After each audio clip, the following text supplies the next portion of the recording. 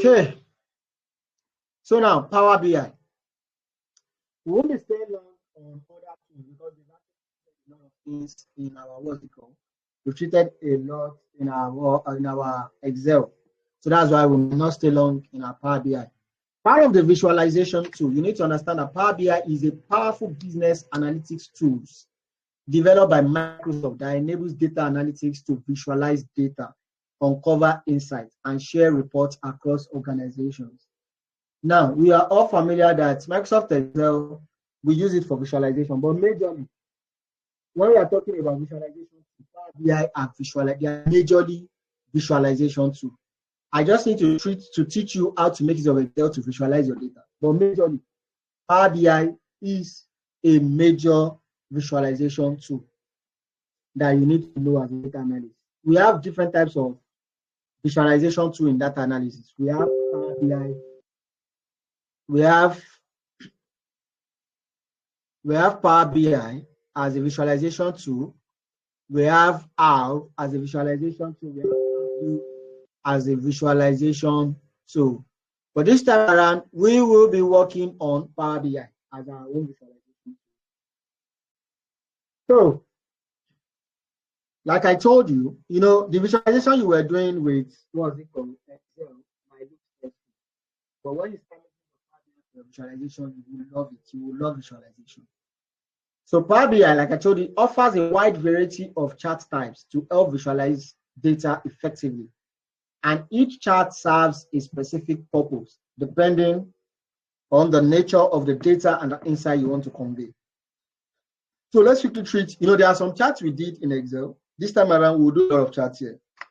So let's go. What are the features you need to understand in Power BI? The features that I can connect. We have data connectivity. This connects a wide range of data sources, including Excel, Azure, Google Data, Google Analytics, and many more. Another feature is data transformatives. Aside that it helps you to connect your data together, it also helps in transforming data. With the help of Power Queries, I believe you remember Excel, so Power BI. It allows analysts to clean, reshape, and transform raw data efficiently. We also have interactive visualization, which is a major thing. It offers a rich set of customizable charts, graphs, maps, and dashboards. We also have another thing which we call DAX, data analysis expressions. These are formula language used to create calculated columns. That is, this time around, you can use your DAX to create your KPIs. Don't forget in Excel we did DAX and KPIs of a thing. Now we also have real-time dashboards. It supports real-time data streaming for up-to-date insights. AI integration. It also has AI integration in its features. So why Power BI? Why Power BI? Number one, it has a user-friendly interface. It has a user-friendly interface. With the drag and drop functionality, unlike Excel that looks stressful, in Power BI, it is easy. You can use drag and drop. You just drag and drop, drag and drop. It brings to build reports. Now, the next one is scalability. It is suitable for small data sets and enterprise level data models. Another one is collaboration. That is seamless integration with Microsoft Teams and SharePoint for sharing insights. The next one is cost effective. The one we'll be making use of is a free desktop version and affordable cloud-based services. Let's move. So what are the skills to master in Power BI? Number one, Power Query. You understand that in Excel, so it's easier for you this time around in Power BI. You know the ETL and the ELT. ETL means extract, transform, load. You've forgotten. This is a reminder. DAX DAX is your data analysis expressions for advanced calculations. Then report and dashboard design, then data modeling and relationships, then publishing and sharing. So let's quickly talk about the different chart types we have in Power BI. Now, one thing you need to understand about visualization is that it is all about creativity. I can only teach you charts. I can teach you charts. I can teach you, but I can't teach you your creativity. Creativity comes in line with colors. It comes in line with arrangements. And that one is from you, is within, it's something you need to develop yourself. But let me just teach you the chart types, and I'll teach you how to run a visualization. Though we might not finish everything today, but this week we'll finish Power BI so that we can move to our last two. Then I think I will teach you, if we still have more time, I will still put you through on Google Sheets so that you can understand how to make use of Google Sheets in case of Excel. So now let's go. Column chart. We have different types. Number one, column chart. I believe you are familiar with this column chart. It helps in comparing values across categories, and it looks like this. This is how column chart looks like. Number two, we have your bar chart. It is similar to column chart. Now, you know, I told you in Excel that when you are working on probably something that deals with a long text, that is, if the headings is a long text, number one, it has a long name. Number two, it has a long name. Three, it has a long name. You can't make use of column chart. You make use of bar chart. This is your bar chart. It is similar to column chart, but horizontal. Good for what? Long category names. You can see your column chart the way it looks like. The next one, we have line chart. And I think I wanted to correct Rokibat on that. I did not. I don't know whether I later corrected her. Line chart is only used for trends over time. You don't use line chart for categorical variables. What do I mean by trend over time? You are working on a particular, probably a particular price at, like, probably for quarters, for years, for durations. You make use of, what do I mean by time series? These are time series that deals with time. You make use of line chart. You don't make use of line chart to probably sales over categories. No. You make use for you make use of line charts only for time series analysis. Rocky Bat, is that clear?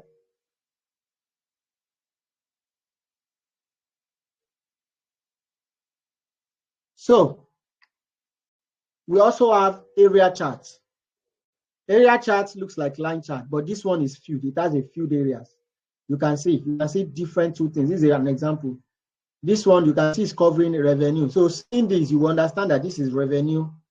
This is revenue. That is Q1, Q2, Q3, Q4. You can see revenue increases from Q1 to Q2 and decreases down in Q3 and also increases a little bit into Q4. Expenses. So you will know how it's covered. The area. This is area chart. So you use area chart also for time series. Then this one, all familiar with pie chart. Pie chart shows proportions of a whole. It shows proportions of a whole. You know, I told you the rules behind it. We have donut chart. Donut chart is similar to pie chart. They are similar, but they are different. This one has a blank, you know, it's round, but it has a blank at the center. This can be used to display additional data in the center. You can use this to display additional data in the center. And you can also, you know, let's say you are working on this, then you can use it to display, okay, it's filled 94%, unlike your pie charts. I believe you are getting it. Now, scatter charts. This shows relationship between two numerical variables. It shows relationship. Here we can see there's a relationship between these variables, this 1 and this 8. There's a relation between 5 and 8. You understand? Unlike others that are scattered, there's a relationship. So you can see 25 and 2. So we use your scatter charts for, you know, to show relation between two numerical variables. Another thing is your bubble chart. It's like scatter charts. It's just like scatter chart. Now we have funnel chart. This one visualizes stages in a progress. Let's say, for example, you are working on a recruitment funnel. Or don't let me use recruitment funnel. Let me use, you know, while we were discussing analytics, we were saying, what are the processes for analytics? You know, we said the first thing is that, let me just use a very little scenario. You know, like a bank told you that they want to confirm those coming to the, what's it called, to the ATM stand. They want to know, you know, if they are the bank customers. They want to know. The process, number one, it starts from what? You forming the survey question, knowing business question. The next one will be what? After getting the business questions, you write out your questions as a questionnaire. Then after that, you print, you distribute your questionnaire. After that, you collect your questionnaire. After collecting, what's the next thing? You analyze your questionnaire or clean or any how you want to put it. You know, that procedure is what? Stages. That is another. So another example is recruitment funnel like this that says hires. You know, before recruitment, number one is that 3%, they hire 3%. You understand? That is, okay, let's use from the beginning. This is always the beginning down here. It's from up to bottom. Now, the first thing is that 51% visited the website, the career website. 29% applied. 13% were called for interviews. 4% were offered job. 3% were hired. You know, this is what we make use of funnel chart to visualize stages in the process. It will be easier to visualize. So you need to understand where we make use of those charts so that you won't make mistakes while visualizing. We also have gauge charts. This one display progress towards a goal. You know, while we were talking about inferential statistics, we were talking about a target.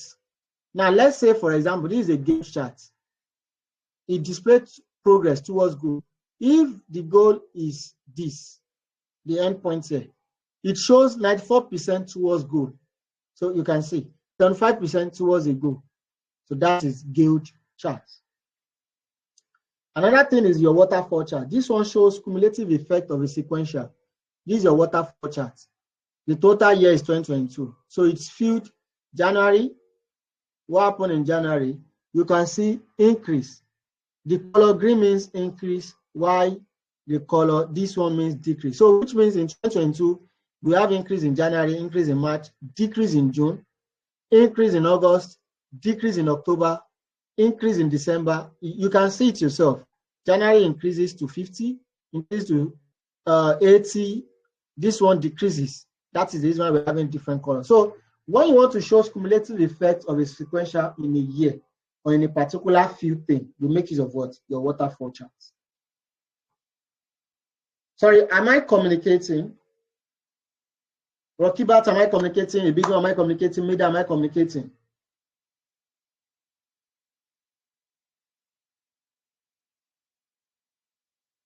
You guys are not responding.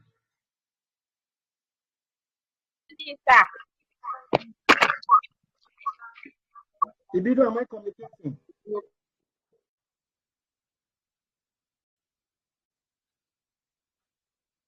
Amanda, am I communicating? I need to know we're on the same page before I proceed. Yes, sir. Okay. Ibedo, am I communicating? Can you already start asking me questions? I can't hear you.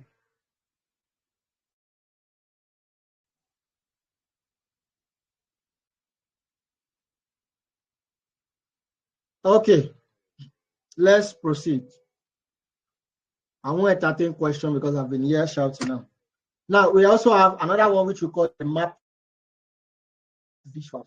So let's, for example, we are working on geographical, visualization, and they want to know, probably in Europe, they want to know which part of the continent is like probably, they patronize the more or they sold the more. Make it geographical data visualization. We also have table and matrix. They look the same. This gives you data in tabular form. That's a table and matrix. So now, let's work on what are the best practices by Chart5. How do we use those charts and where do we, make use of them? So you need to get that. The first one is your column and bar chart bar chart. They are categories of values. You want to compare two or more things together. You want to compare branch A and branch B. You want to compare genders, male and female. You want to compare different people together. You want to compare highest customers. We make it of what? Column and bar chart to compare categories. The best part, it is now you need to know this. Limit the number of categories to avoid clutter. Sort data logically, that is descending order, so that it will be like this. Let me show you. So descending order, it will be from highest down to the lowest. That's descending order. I want to see whether this is in descending order. Like, see, you can see this now. is in descending order. This one is not descending. This is descending.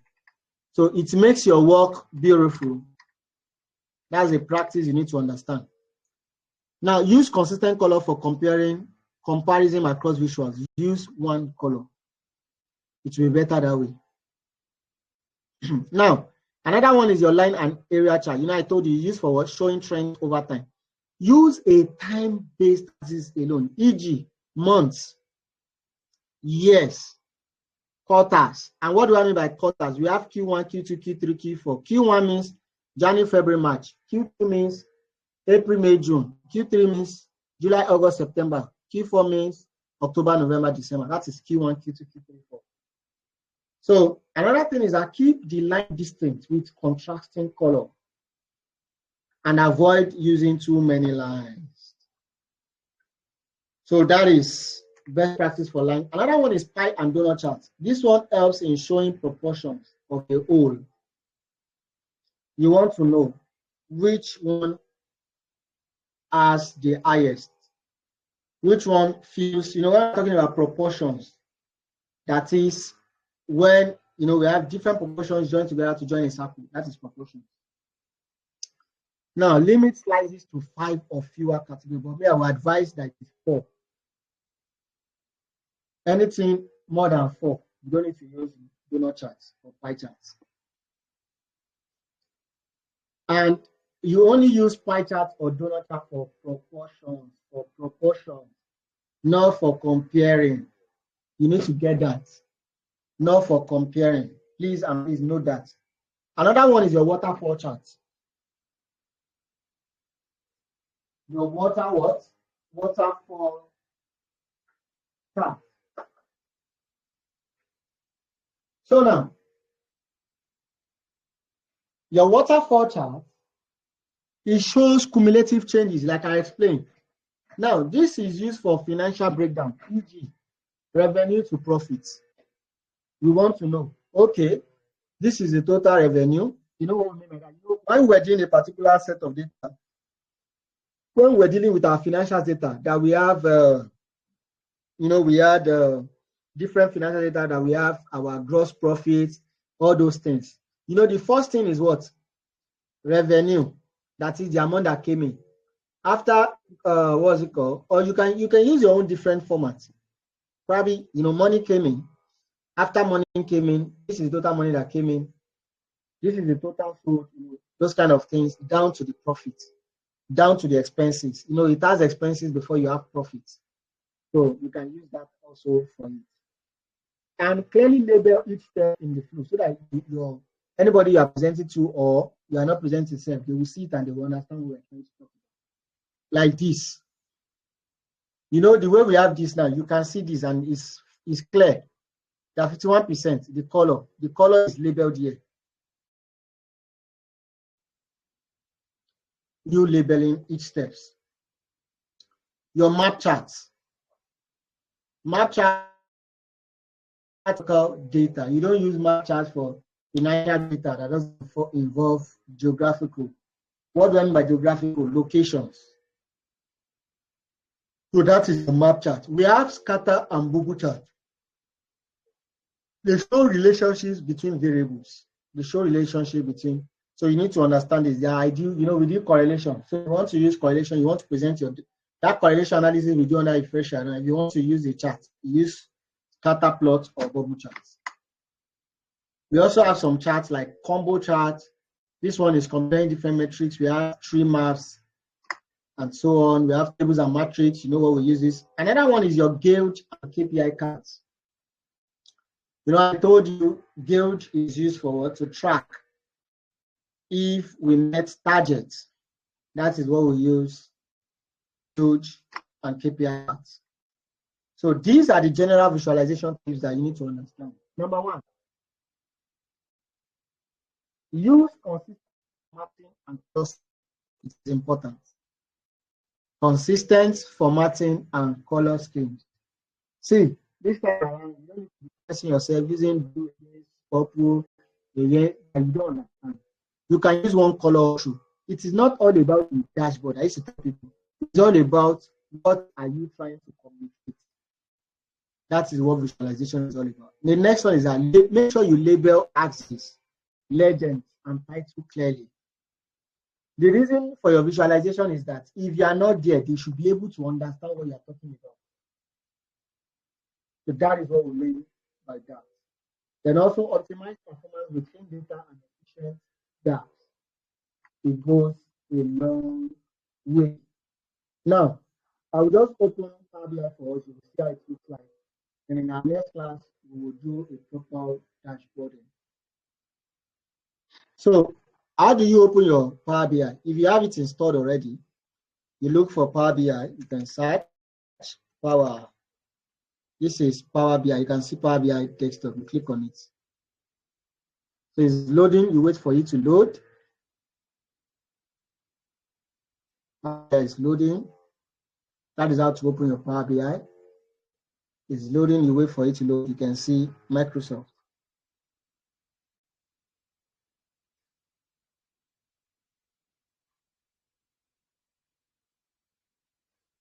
It's loading. You hold on for it to load. Now you can see our Power BI. It's telling me to update. Now, when you have this interface, this is Power BI. To get data, you click on get data to bring your data, but I don't want to rush us through. I just want you to see how to open Power BI. So this is our Power BI. You can see this is we call this our Canva. This is where you bring in your dashboard. You feel like it's small now. How will it to contain? Don't worry, when we start. So you can see this is your right pan.